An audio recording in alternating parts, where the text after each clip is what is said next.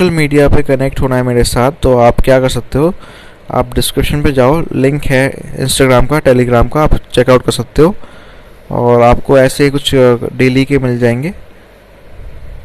यहाँ पे आप चेकआउट सकते हो, डेली आती है वीडियोस, तो आपके लिए इजी रहेगी। इसी के साथ ही आपको जानना है माइक कौन सा यूज़ करता हूँ या बुक कौन सी यूज़ करता हूँ मैं, तो उसका भी लिंक डिस्क्रिप्शन पे, आप अमेज़ोन से बाय कर सकते हो अगर आपको चाहिए तो।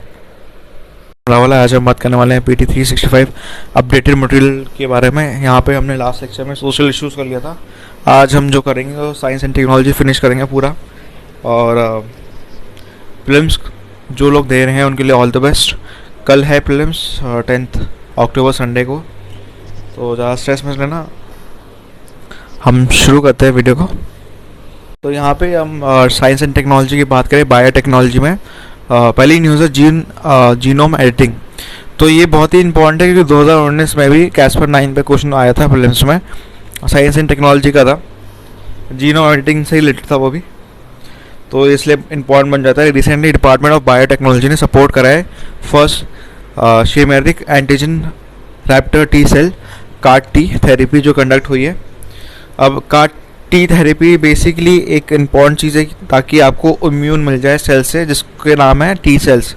टी सेल्स क्या है, एक type of white blood cells है जो कि फाइट करते हैं कैंसर को बाय एडिटिंग करते हैं इसमें लैब में, सो वो देख पाए और डिस्ट्रॉय कर सके कैंसर सेल को, जो कि आपकी बॉडी के लिए बहुत नेगेटिव रहते हैं। टी सेल्स जो है वो आपका पेशेंट्स के ब्लड से ली जाती है और फिर चेंज करते हैं उसको लैब में, और उसमें ऐड करते हैं जीन जो कि मैन मेड होता है रैप्टर, जिसका नाम है CAR। ठीक है, तो ये इम्पॉर्टेंट है। ये बेसिकली आइडेंटिफाई करता है स्पेसिफिक कैंसर सेल एंटीजन को। CAR-T सेल बेसिकली उनको दिया जाता है पेशेंट्स को ताकि वो फाइट कर पाए, और ये इम्पॉर्टेंट है क्योंकि ये एक type of cell based gene editing है जो कि ऑल्टर करती है जीन्स को इनसाइड टी सेल्स को ताकि वो कैंसर के अगेंस्ट लड़ पाए। इन ऑर्डर टू प्रमोट और support development of CAR-T cell technology, BRAC और DBT ने इनिशिएटिव लिया है लास्ट 2 ईयर्स में।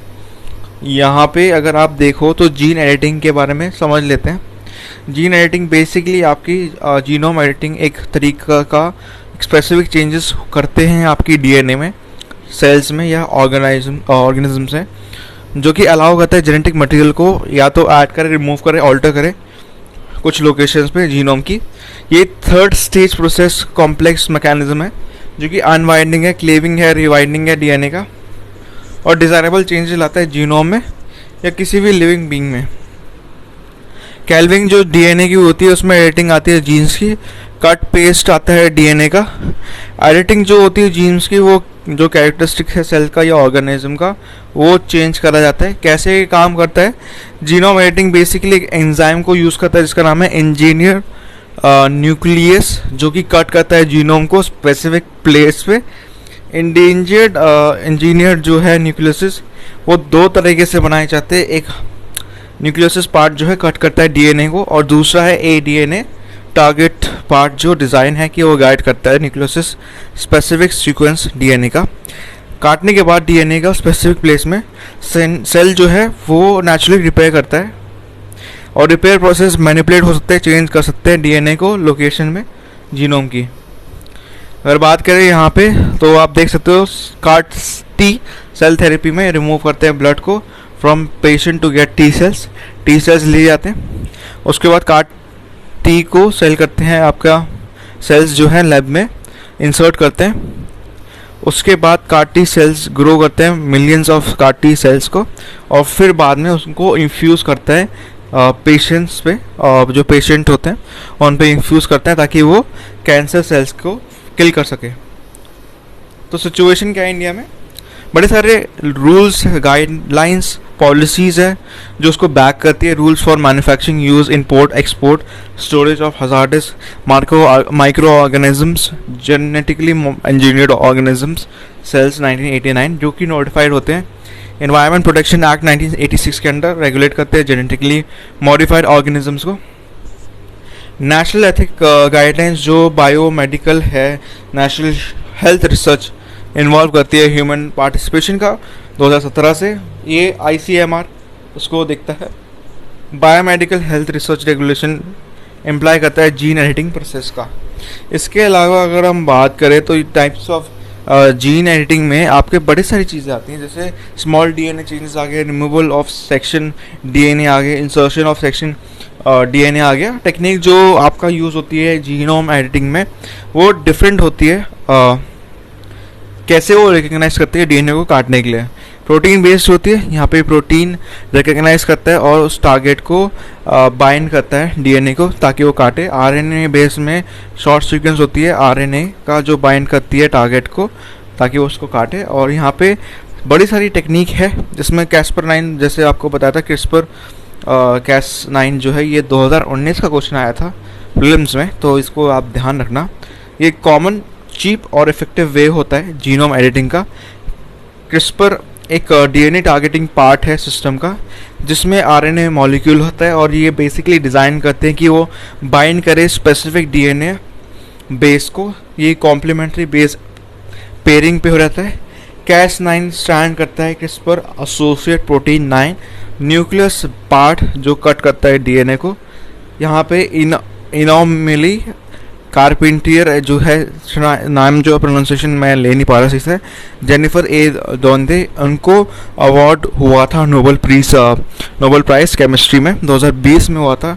इनने डिस्कवर करा था इसको CRISPR Cas9 जेनेटिक सीजर्स को, तो इन दोनों ने डिस्कवर करा था। नेक्स्ट है JFN zinc finger nucleases, DNA binding part है JFN। ये बना हुआ है जिंक फाइबर फिंगर प्रोटीन का जो कि बाइंड है 3 DNA बेसिस पे। न्यूक्लियस पार्ट जो JFN का है वो नॉर्मली फुल न्यूक्लियस है जो कट करता है DNA को। यहाँ पे TALene जो है ट्रांसक्रिप्शन एक्टिवेटर लाइक इफेक्टर न्यूक्लियोसिस की बात करें तो DNA बाइंडिंग डोमेन है टैलेंट जो कि एक मोड ऑफ क्या कहते हैं ट्रांसक्रिप्शन है एक्टिवेटर्स है जिसमें इफेक्टर्स डोमेन्स है। JFN है जो न्यूक्लियस पार्ट है टैलेंट का, नॉर्मली FOKL न्यूक्लियस है। इसके अलावा यहाँ पे नेक्स्ट न्यूज़ है रियो न्यूक्लिक एसिड इंटरफेरेंस। तो रिसेंटली RNA ने इंटरफेयर करा है टेक्नोलॉजी में जो सजेस्ट करता है मैन्युफैक्चरिंग पेस्टिसाइड। प्रोसीजर जो है यूज़ करता है RNAi पेस्टिसाइड। साइंटिफिक जो है साइंटिस्ट जो है आइडेंटिफाई करते हैं प्रोटीन को कि वो नेसेसरी है सर्वाइवल ऑफ पेस्ट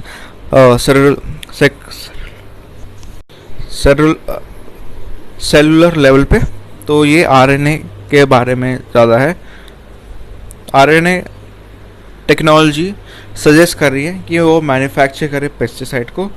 इनने साइंटिस्ट ने एक आइडेंटिफाई करा है प्रोटीन को जो नेसेसरी है सर्वाइवल इन पेस्ट का। और RNAi टेक्नोलॉजी जो है स्पेसिफिक RNA को प्रिवेंट करती है जो प्रोटीन फॉर्म होते हैं पेस्ट में।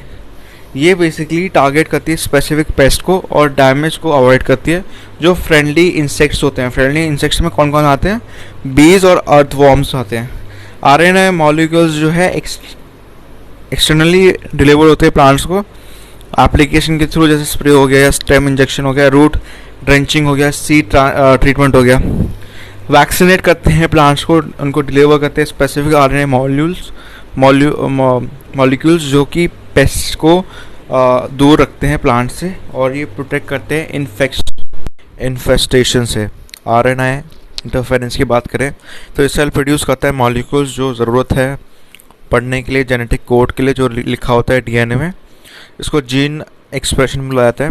RNA इंटरफेरेंस जो है रेगुलेट करता है जीन एक्सप्रेशन को। हाईली प्रिसाइज मैकेनिज्म है जिसको सीक्वेंस डायरेक्टेड जीन साइलेंसिंग बोलते हैं, जो डिग्रेड करता है स्पेसिफिक मैसेंजर RNAs को, ब्लॉक करता है ट्रांसलेशन प्रोटीन में। mRNA एक सिंगल स्ट्रैंडेड मॉलिक्यूल है जो कैरी आउट करते हैं जेनेटिक कोड DNA में, सेल न्यूक्लियस में, राइबोसोम्स में। ये सेल प्रोटीन जो है इम्पॉर्टेंट है मशीनरी में बनाने के लिए। RNAi जो है स्पेशल एंजाइम जिसको बोलते हैं डाइसर, वो क्लीव में यूज़ होता है, स्प्लिट में यूज़ होता है। डबल स्टैंडर्ड्स स्टैंडर्ड आरएनए होता है इसमें, जो स्मॉल फ्रेगमेंट में जाने जाते हैं small interfering RNA. siRNA deploy होते हैं इंटरफेरेंस जीन एक्सप्रेशन में, मैनिपुलेट करते हैं फंक्शन ऑफ जीन को।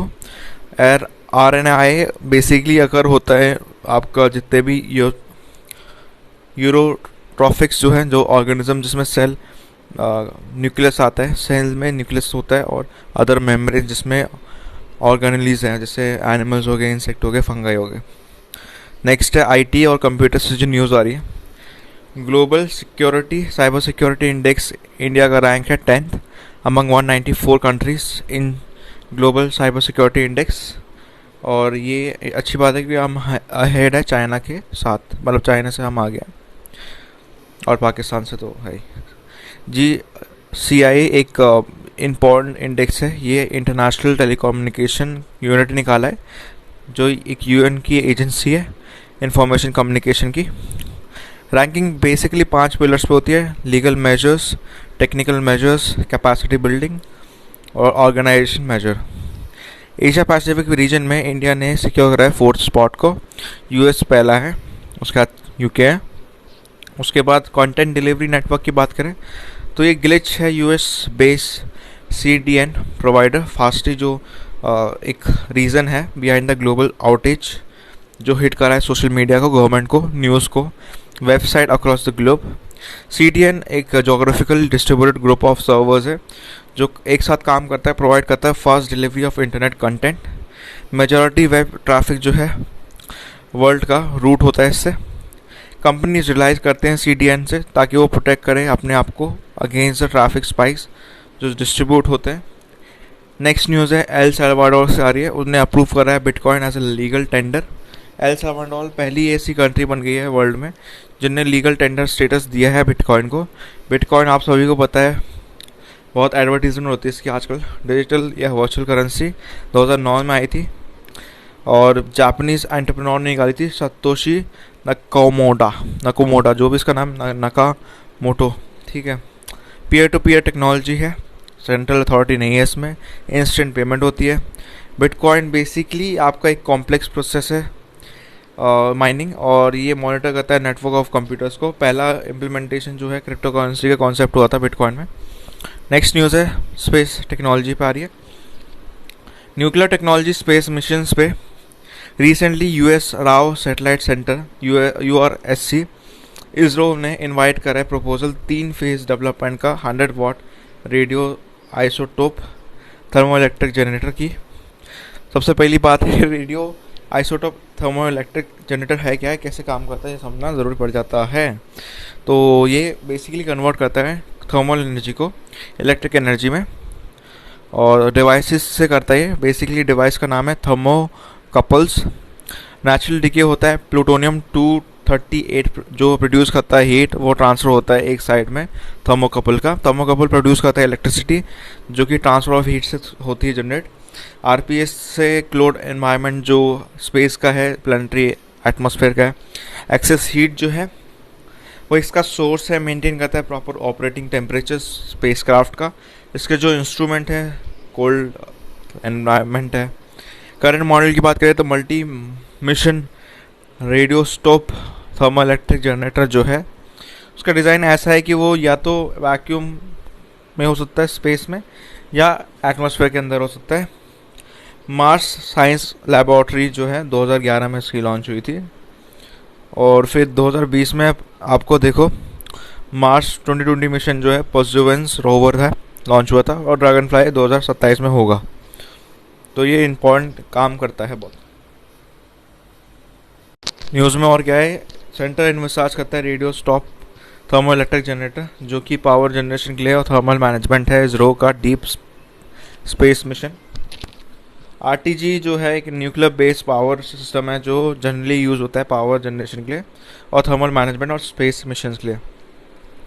Types of nuclear power station क्या है जो एप्लीकेशन है स्पेस मिशन में, पहला है रेडियो स्टॉप पावर सिस्टम। ये बेसिकली एक न्यूक्लियर एनर्जी टेक्नोलॉजी है जो यूज़ करती है हीट को, प्रोड्यूस करती है natural radio active decay plutonium का 238, प्रोड्यूस करती है इलेक्ट्रिक पावर और ऑपरेट करते हैं स्पेस क्राफ्ट स्पेस में साइंस में। और 2 टाइप के होते हैं RPS, radioisotope heater units, RHU small devices जो प्रोवाइड करते हैं हीट।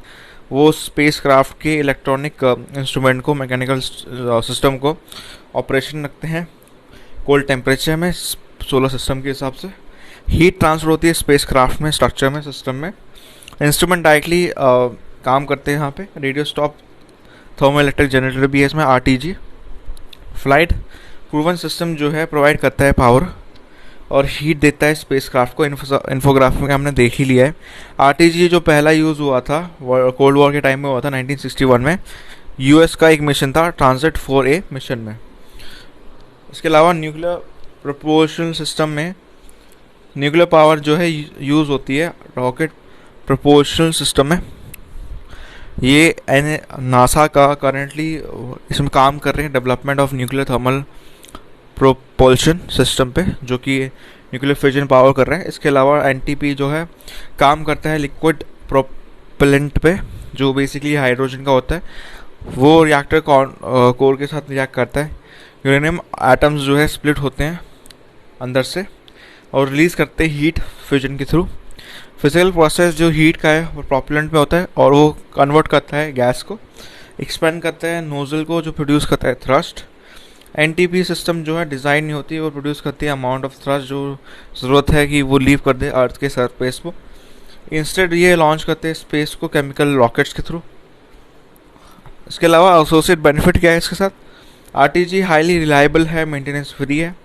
एब्सेंस होती है इसमें मूविंग पार्ट्स इन थर्मोकपल्स, जो रिड्यूस करती है chances of failure, wear out. Next है इनेबल करती है डीप स्पेस इंटरप्लैनेटरी ट्रैवल को। न्यूक्लियर प्रोपेलेंट रॉकेट्स जो है फ्यूल एफिशिएंट होते हैं और लाइटर होते हैं देन केमिकल रॉकेट्स, तभी वो ट्रैवल करते हैं फास्ट और ट्रिप जो है कम होती है। RTG एक ऑल्टरनेटिव है सोलर पावर का। सोलर पावर एक ऑप्शन नहीं है स्पेस ऑब्जेक्ट्स का जो ऑपरेट करते हैं डार्क साइड्स पे प्लस सेलेस्टियल ऑब्जेक्ट्स पे, जहाँ पे सनलाइट ऑब्सक्योर है। तो ये एक चीज़ है। फ्लेक्सिबल लॉन्च विंडोज़ भी है RTG में, जो कि इंडिपेंडेंट है सोलर प्रॉक्सिमिटी और प्लानिटरी अलाइनमेंट के हिसाब से। RPS फंक्शन इंडिपेंडेंट होता है changes of sunlight, temperature, charge particles, radiation, बड़ी सारी चीज़ें। इसके अलावा यहाँ पे कंसर्न और चैलेंजेस भी हम देख लेते हैं न्यूक्लियर स्पेस टेक्नोलॉजी जो है। पहला है फाइनेंशियल कंसर्न्स, ऑब्वियसली पैसा बहुत लगता है इसमें टेस्टिंग के लिए, इंफ्रास्ट्रक्चर भी नहीं है। फिर आपका अप्रूवल की टेस्ट न्यूक्लियर टेक्नोलॉजी स्पेस में, वो भी एक कंसर्न है।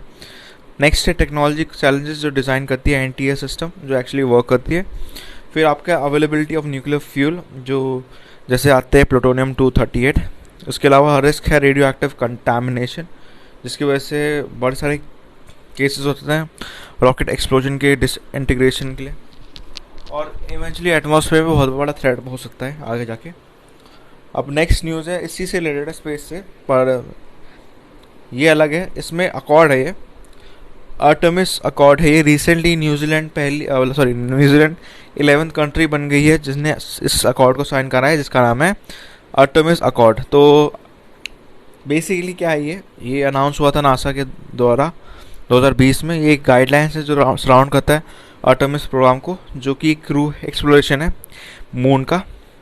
इस एग्रीमेंट में लूनर एक्सप्लोरेशन मतलब मून का एक्सप्लोरेशन होगा, और यहाँ पे पार्टिसिपेशन इंटरनेशनल पार्टनर्स भी होंगे, कमर्शियल प्लेयर्स भी होंगे। विजन है जो डिस्क्राइब कर रखा है कि ये ट्रीटी के साथ है, जैसे आउटर स्पेस ट्रीटी जो है 1967 की, वो उसी के लाइंस पे करता है और एक ट्रांसपेरेंट एनवायरनमेंट की बात करता है। सिग्नेटरीज की बात करें US है इसमें, UK भी है, न्यूजीलैंड है, Australia, Canada, Italy, Japan, Luxembourg, Korea है, UAE है और यूक्रेन है। मेजर स्पेस प्लेयर्स कौन कौन से? India, Russia, China, France signatory नहीं है।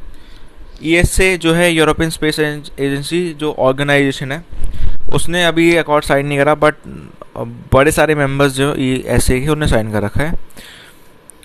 तो यहाँ पे बॉक्स में देख लेते हैं ESA आर्टेमिस प्रोग्राम है क्या। तो ये एक लेटेस्ट एंडेवर है जो बूस्ट करता है ह्यूमन स्पेस एक्सप्लोरेशन नासा के द्वारा। मिशन बेसिकली देखता है अराइवल ऑफ फर्स्ट वुमेन और next man to surface in moon 2024, international principles कौन गवर्न करते हैं एक्सप्लोरेशन ऑफ मून? पहला है आपका आउटर स्पेस ट्रीटी जो 1967 की है। फाउंडेशन प्रिंसिपल है ह्यूमन स्पेस एक्सप्लोरेशन पे, एक्सप्लोरेशन साइंस कमर्शियल एक्टिविटीज़ पे दिखती है। इंडिया ने रेटिफाई करा इस ट्रीटी को 1982 में, इसलिए इंपॉर्टेंट है। मून एग्रीमेंट 1979 में ये प्रिवेंट करता है कमर्शियल एक्सप्लोरेशन, मतलब कमर्शियल एक्सप्लोरेशन नहीं हो सकती आउटर स्पेस रिसोर्सेज की। 18 कंट्री ने साइन करा इस एग्रीमेंट, इसमें इंडिया भी आता है, फ्रांस भी आता है। यूएस, रशिया, चाइना ने साइन नहीं करा, ये इंपॉर्टेंट चीज़ है। इसके अलावा यहाँ पे इसके अलावा ये लास्ट है प्रिंसिपल्स क्या है इसके ऑटोमेटिक अकॉर्ड्स के। पहला है interoperability, release of scientific data, emergency assistance, registration of object, safe disposal of space debris, peaceful exploration, preventing harmful interference, transparency, preserving outer space heritage. Next है आपकी gravitational waves. Recently जो scientist है LIGO में, उन्हें detect करा एक नया source gravitational waves का न्यूट्रॉन स्टार से, जिसका नाम है black hole NSBH collision. Scientist ने इससे पहले डिटेक्ट कराए सिग्नल्स कुछ कोलाइडिंग ब्लैक होल्स के और कोलाइडिंग न्यूट्रॉन स्टार्स के, बट उनके पास कोई कंफर्म नहीं था until now. Neutron star basically form होते हैं जब मैसिव स्टार्स जो हैं रन आउट हो जाते हैं फ्यूल और कोलैप्सिस से। साइंटिस्ट की रिपोर्ट ये ऑब्जर्व करती है कि एक नहीं बट 2 रेयर इवेंट्स हैं जो देखे गए हैं। ये डिटेक्ट करा गया है laser interferometer gravitational wave observatory LIGO के द्वारा, जो US में है, और विर्गो जो इटली में है। टेक्निक जो है वो आपका इम्पोर्टेंट है, ये डिटेक्ट करती है सिग्नल्स को मैच्ड फिल्टरिंग के। ग्रेविटेशनल वेव्स क्या है? एक रिपल है स्पेस टाइम में जो ट्रैवल करते हैं स्पीड ऑफ लाइट के मोशन में, और ये बेसिकली कुछ वायलेंट और एनर्जेटिक प्रोसेस के थ्रू होता है। ये कैरी आउट करता है इंफॉर्मेशन जो कैटालिज्म ओरिजिन पे है, इनवैल्यूएबल क्लूज है जो नेचर ऑफ ग्रेविटी है वो हमें बताते हैं। जब क्रिएशन होती है तो ऑब्जेक्ट मूव करते हैं हाई स्पीड पे, स्टार एक्सप्लोड होते हैं एसिमेट्रिकली, एक सुपरनोवा होता है, 2 बड़े स्टार ऑर्बिट करते हैं एक दूसरे को, ब्लैक होल्स जो ऑर्बिट करते हैं और मर्ज हो जाते हैं। एल्बर्ट आइंस्टाइन ने प्रिडिक्ट करा था ग्रेविटेशनल वेव्स जो है in general theory of relativity. GW detect हुआ था 2015 में लीगो के द्वारा जो US में बेस्ड है। लीगो वर्ल्ड की लार्जेस्ट ग्रेविटेशनल वेव्स ऑब्जर्वेटरी जो कंप्राइज करती है 2 इनॉर्मस लेज़र इंटरफेरोमीटर्स को। इसमें 3 लीगो फैसिलिटीज़ आती है। विर्गो जो है इटली में, GEO 600 है जर्मनी में, कागरा है जापान में। यहाँ पे लीगो इंडिया ने प्लान करा है joint India US detector Hingoli district of Maharashtra. इसके अलावा यहाँ पे आप देखो तो न्यूज़ तो बहुत ज़्यादा ही है, तो हम कोशिश करेंगे जल्दी से जल्दी कवर कर लें। अच्छा, बहुत लोग सोच रहे होंगे UPSC तो ख़त्म हो गया, अब इस करंट अफेयर्स की ज़रूरत है। स्टेट PCS के एग्ज़ाम में पूछा जा सकता है और मेंस में रिवीजन हो जाता है आपका। 6.3.4 की बात करें तो ब्लैक होल में न्यूज़ है कि एक नई स्टडी आई है ब्लैक होल की जो श्रिंक नहीं होती over time. Black hole area theorem जो है स्टीफन हॉकिंग्स ने दिया था।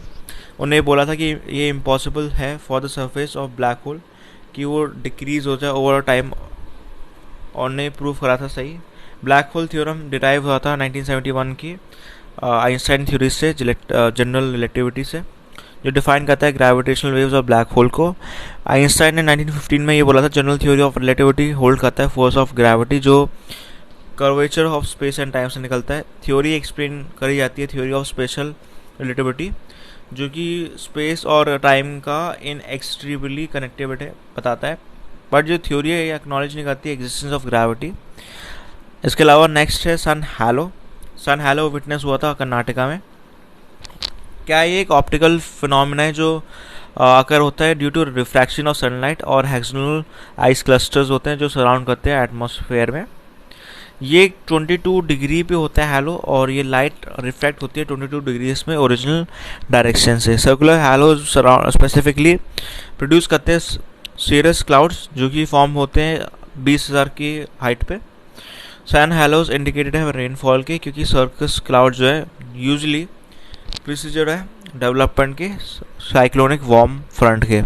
तो इसमें कुछ ऐसा दे रखा है 22 डिग्री पे, आप देख सकते हो सनलाइट कैसे आ रही है, तो ये बेंड ऐसे होता जाता है और इसकी वजह से हेल हो जाता है। इसके अलावा हेलिस्फीयर की बात करें तो रिसेंटली साइंटिस्ट ने मैप करा है बाउंड्री हेलिस्फीयर की। तो साइंटिस्ट ने ये डेटा यूज़ करा है नासा का earth observatory interstellar boundary exploration satellite, जो डिटेक्ट करता है पार्टिकल्स जो कम आते हैं आपके हेलो शीट से। बाउंड्री लेयर है सोलर सिस्टम की और इंटरस्टेलर स्पेस का। ये डेवलप मैप शो करता है मिनिमम डिस्टेंस सन और हेलिस्पॉज में, जो कि 120 एस्ट्रोनॉमिकल यूनिट्स पे है, और ये डायरेक्शन फेस करती है इंटरस्टेलर इवेंट का। अपोजिट डायरेक्शन पे एक्सटेंड करती है 350 AU। एक AU डिस्टेंस होता है आपका अर्थ और स्पेस का।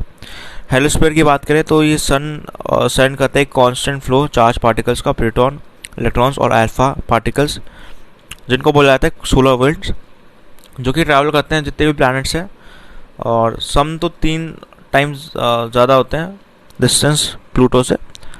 इससे पहले ये बड़े सारे इंटरस्टेलर मीडियम पे था। ये फॉर्म करता है एक जाइंट बबल जो सन को सराउंड करता है, और इसके प्लैनेट्स जिसका नाम है हेलिस्फीयर। ठीक है, नेक्स्ट न्यूज़ है पोइस्ट्रॉन एक्सेस पे। एस्ट्रोनॉमर्स ने ऑब्जर्व करा है एक एक्सेस ऑफ पोइस्ट्रॉन्स, जो कि इम्पॉर्टेंट है क्योंकि इनमें एनर्जी होती है more than 10 gigawatts of electronic volts या 10 GeV। पोइस्ट्रॉन्स एक एनर्जी है बहुत ही ज़्यादा होती है इसमें 300 GeV, बट ये लोअर होती है इन कंपैरिजन टू एस्ट्रोनॉमर्स का जो एक्सपेक्ट होता है। बिहेवियर जो पोइस्ट्रॉन्स की होती है वो 10 से लेकर 300 GeV की होती है, जो एस्ट्रोनॉमर्स बोलते हैं पोइस्ट्रॉन एक्सेस।